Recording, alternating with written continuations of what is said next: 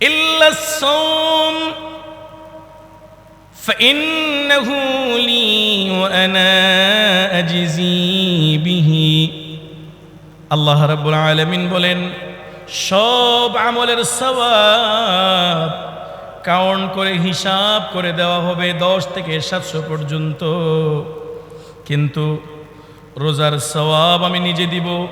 কারণ ফাইন্নাহু লি, কারণ বান্দা রোজা রেখেছে আমি আল্লাহর জন্য। সুবহানাল্লাহ। কারণটা কি? কারণ হলো কেউ যদি হজ করতে যায়, হজের মধ্যে লোক দেখানোর সম্ভাবনা আছে না নাই? আমি হেরামের কাপড় পরে ফেসবুকে একটা ছবি আপলোড করলে মানুষ বুঝে যাবে আমি হজে আছি, উমরায় আছি, ঠিক কিনা? আমি বাইতুল্লাহর চত্বর থেকে লাইভে আসলে মানুষ বুঝবে আমি উমরা করতে এসেছি।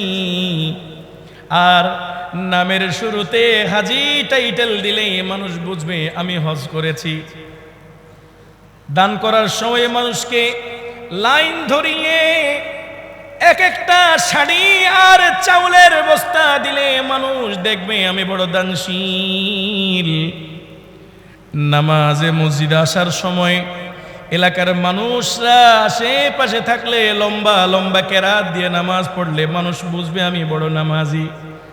নামাজের মধ্যে লোক দেখানো আর রিয়া আছে না নাই? আছে। প্রিয় ভাইরা আমার, সব কিছুর মধ্যে লোক দেখানো যায়, কিন্তু রোজার মধ্যে লোক দেখানো যায় না। রোজার মধ্যে যদি আপনি একটা সেলফি তুলে ফেসবুকে আপলোড করেন, আপনার চেহারা দেখে কেউ বুঝবে নাকি বলেন? নাকি কপালে লেখা থাকবে? নাকি ফেরেশতারা আপনার ঘরের সামনে লিখে দিবে? রোজার মধ্যে রিয়া করার মতো কিছু নাই। যদি কোনো ব্যক্তি রোজার মধ্যে গোপনে খেয়ে আসে, বোঝার কোনো কায়দা আছে নাকি বলেন? কায়দা আছে? গোপনে খেয়ে আসলে বোঝার কোনো কায়দা নাই, উপোস থাকলেও বোঝার কোনো কায়দা নেই। এই জন্য রোজা চাইলেও রিয়া করা যায় না। এই জন্য আল্লাহ স্পেসিফিকলি বলে দিয়েছেন, ফাইন্নাহু লি, রোজা আমার জন্য, নিখুঁত আমার জন্য যে ইবাদত, এই ইবাদতের সওয়াব ফেরেশতাদের হাত দিয়ে না দিয়ে আমি রব্বুল আলামিন নিজের হাতে কিয়ামতের ময়দানে বিতরণ করব। কুল্লু আমাল ইবনে আদম ইউদাআফুল হাসানাতু 10 আমসালিহা ইলা 700 ضعফিন। নবী আলাইহিস সালাতু ওয়াস সালাম বলেন, আল্লাহ রব্বুল আলামিন বান্দার প্রতি এত দয়াশীল, কোনো আমল যদি স্বাভাবিক দিনে বান্দারা করে, আল্লাহ রব্বুল আলামিন যে কোনো একটা নেক আমলকে 1 থেকে শুরু করে 700 পর্যন্ত নেকি বাড়িয়ে দেন। এটা কি রমজানের কথা বলা হয়েছে নাকি সারা বছরের কথা? কথা বলেন, কখনের কথা বলেন? সারা বছর।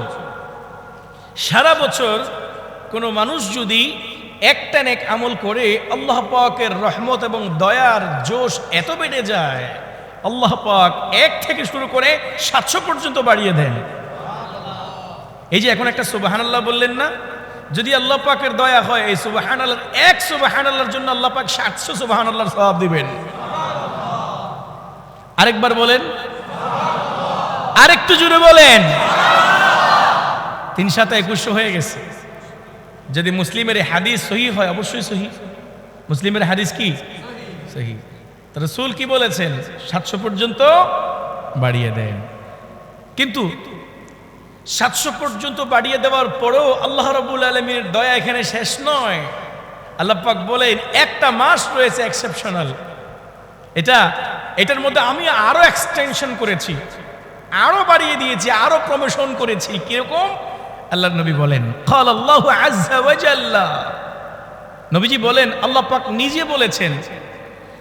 একটা কথা আপনাদেরকে আমি আগেও বলেছি, আবার স্মরণ রাখবেন, হাদিসের মধ্যে কোন শব্দ যদি এরকম আসে, ক্বাল আল্লাহ, কি বলেছি বলেন তো?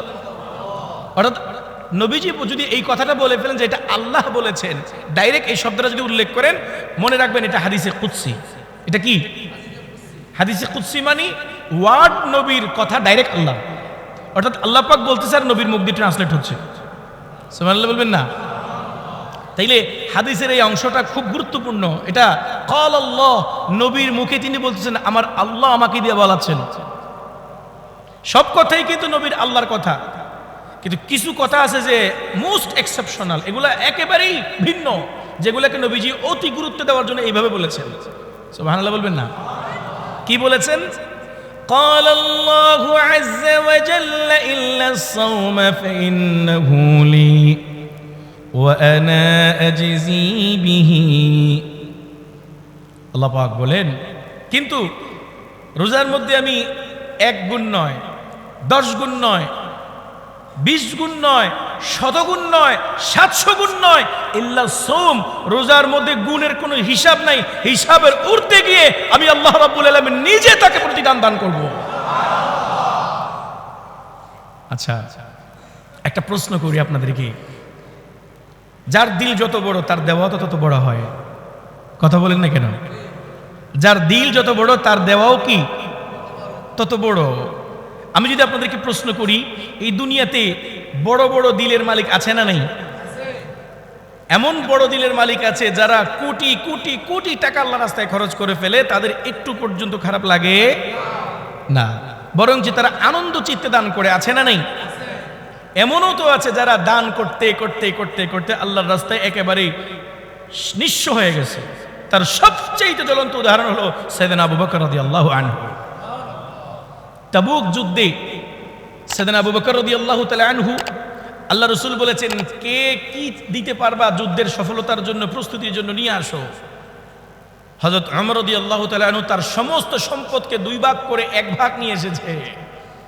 মনে মনে বড্ড খুশি, আমার মতো সম্পদ তো আবু বকরের এখন নেই, আমি দিয়ে দিব 1 ভাগ। আর আবু বকর কি দিবে? সব সময় তো প্রতিযোগিতায়, ভালো কাজের প্রতিযোগিতায় আবু বকর ফার্স্ট হয়, আজকে ওমর হবে ফার্স্ট, এই চিন্তা করে আসতেছে। হযরত আবু বকর, হযরত ওমর উপস্থিত, সমস্ত সম্পদকে 2 ভাগ করে 1 ভাগ নিয়ে উপস্থিত নবীজির কদমে। ইয়া রাসূলুল্লাহ, আমি আপনার কদমে দ্বীনকে জিন্দা করার জন্য আমার সমস্ত সম্পদকে 2 ভাগ করে 1 ভাগ দিয়ে দিলাম। আছেন কেউ এখন বর্তমানে ব্যাংকে 10 কোটি টাকা থাকলে 5 কোটি টাকা দিয়ে দিবেন, এরকম দিল কারো আছে? আহা, আরো নিজের পুঁজি থেকে, লাভ থেকে না, পুঁজি থেকে মূল সম্পদ ভাগ করে। একটু পরেই সাহাবায়ে কেরামদের সকলের ভিতরে কৌতূহল যে আজকে দেখা যাবে কে জিতে।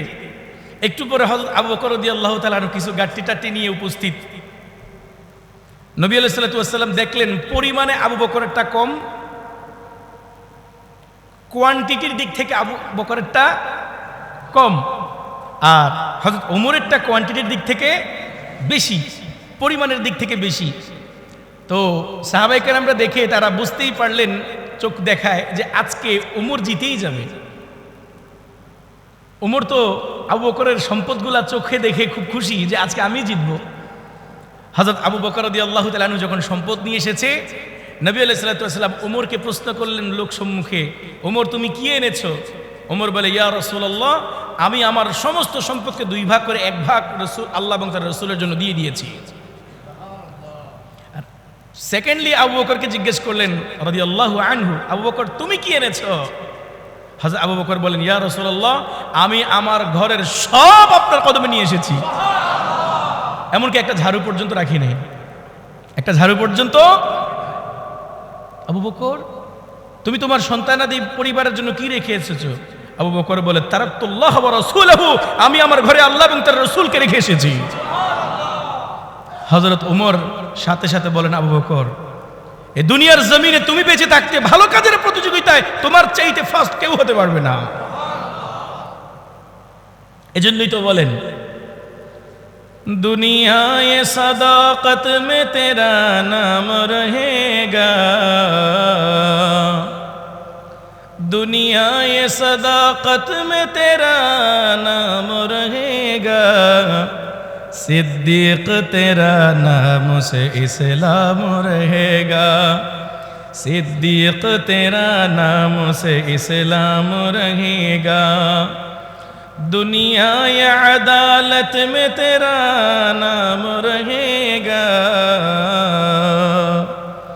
दुनिया ये अदालत में तेरा नाम रहेगा, फारूक तेरा नाम से इस्लाम रहेगा, फारूक तेरा नाम से इस्लाम रहेगा। दुनिया ये सखावत में तेरा नाम रहेगा, दुनिया ये सखावत में तेरा नाम रहेगा, उस्मान तेरा नाम से इस्लाम रहेगा, उस्मान तेरा नाम से इस्लाम रहेगा। अल्लाहु আকবার। ভেড়া মার যে কথাটা আপনাদেরকে বলতে চেয়েছিলাম, আবু বকরের দিলটা আল্লাহ পাক একটু স্পেশাল করে বানিয়েছেন না? কত বড় দিল! দুনিয়ার মধ্যে এত বড় আহলে দিল আরেকজন জন্মাবে কিয়ামত পর্যন্ত? কথা বলেন না কেন? যিনি তার ঘরের ঝাড়ু বাটি পর্যন্ত সব আল্লাহর রাস্তায় দিয়ে দিয়েছে, আর বলে ঘরের মধ্যে শুধুমাত্র আল্লাহ এবং তার রাসূলের মহব্বত রেখে এসেছে। তো এরকম দিলওয়ালা মানুষ পৃথিবীতে আরেকজন আসবে? তাইলে এরকম দিলওয়ালাকে যিনি বানিয়েছেন তার দিলটা কেমন হবে? আরে সুবহানাল্লাহ কয় না রে? আচ্ছা, আবু বকরের পরে যাদের এরকম আহলে দিল রয়েছে, উমরের মতো, উসমানের মতো, আলীর মতো, যারা নিজের সর্বস্ব ত্যাগ করেছে, এরকম সব দিলগুলা, এই কোটি কোটি লক্ষ লক্ষ দানশীলদের দিলগুলা, এত বড় বড় দিলগুলা যিনি বানিয়েছেন তার দিলটা কত বড় হবে? তো সেই রব, সেই দিলওয়ালা রব, যার দিলের কোনো অন্ত নাই, যার অন্তরের কোনো শেষ নাই, যার অন্তরের কোনো পিস নাই, যার অন্তরের কোনো নিচ নাই, যার অন্তরের কোনো তুলনা নাই, তিনি বলেন ইল্লা সাওম ওয়া আনা আজিজি বিহি। বান্দা, স্বাভাবিক নেক আমল করলে তো 1 থেকে 10, 10 থেকে 700 পর্যন্ত বাড়িয়ে দেই। রোজার জন্য শুধু তাই নয়, আমি আমার শান অনুযায়ী দিব। আচ্ছা, রবের শানটা কেমন হবে একটু বলেন তো?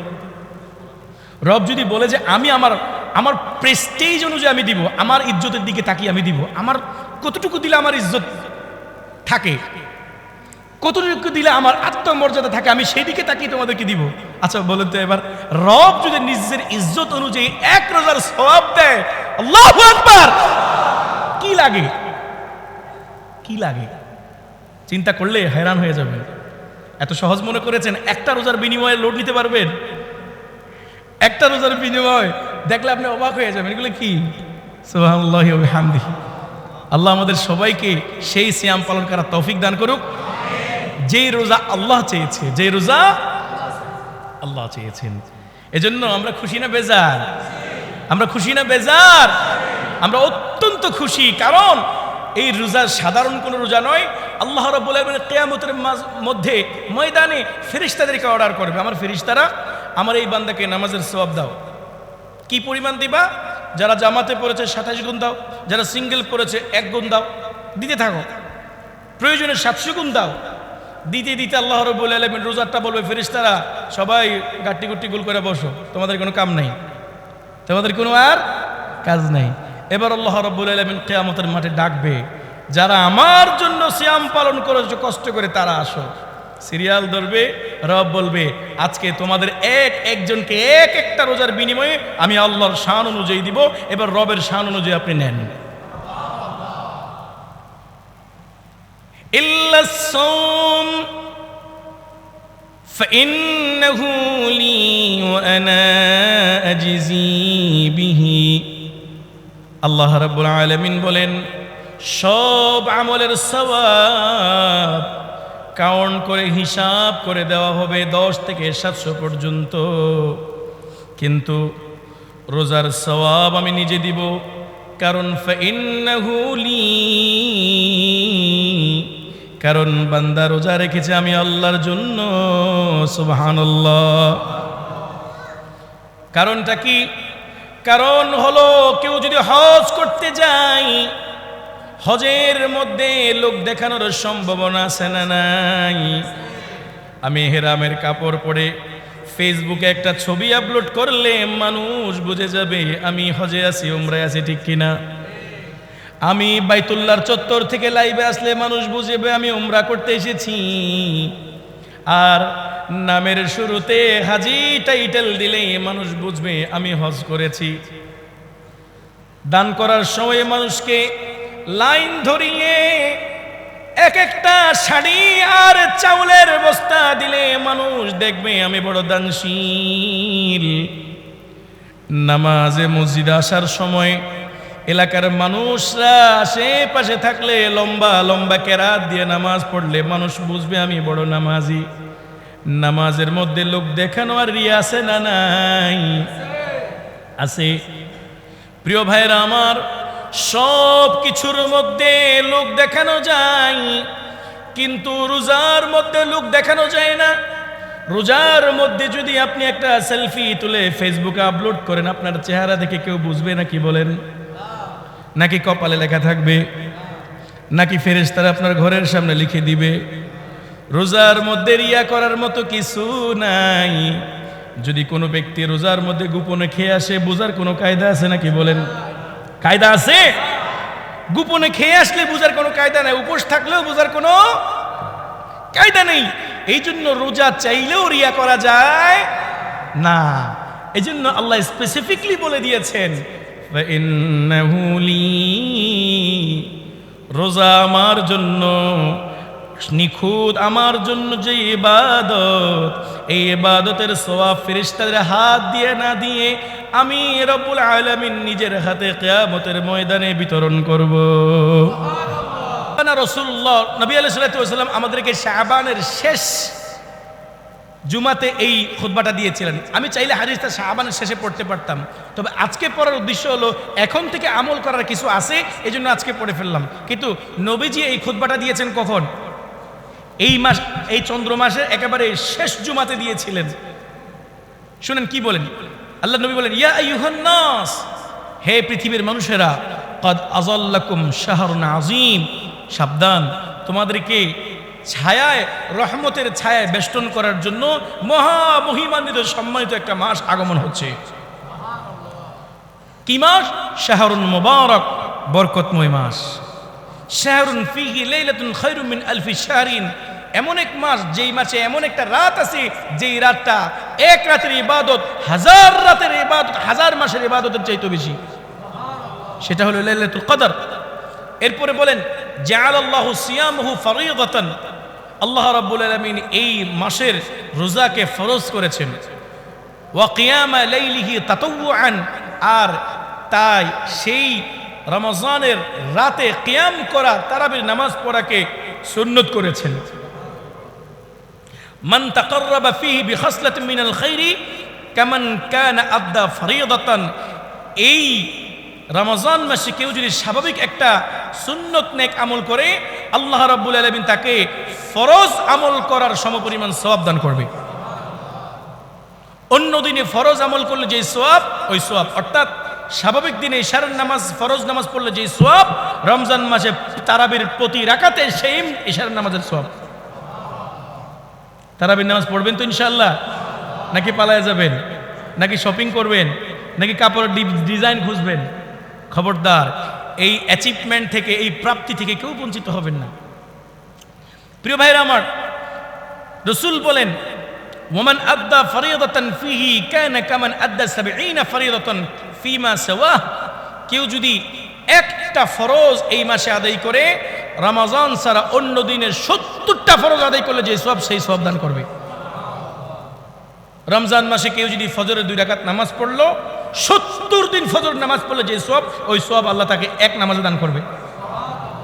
কেউ যদি এক ওয়াক্ত 4 রাকাত জোহরের নামাজ আদায় করে, ৭০ দিন জোহরের নামাজ পড়লে যে সওয়াব, সেই সওয়াব দান করবেন। তাড়াতাড়ি ক্যালকুলেটর মারেন, 30 দিয়ে গুণ দেন না? হ্যাঁ হ্যাঁ, গুণ দেন। কত হইল? 2100। কয় দিনে? জি, 5 ওয়াক্ত হিসাব করবেন, পুরা মাস হিসাব করেন।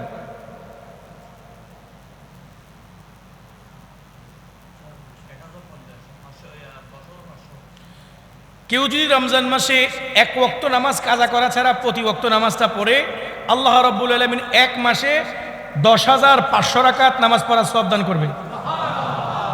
সুবহানাল্লাহ, আস্তে কোন না, 10,000 কিন্তু পড়ছেন মাত্র 1500।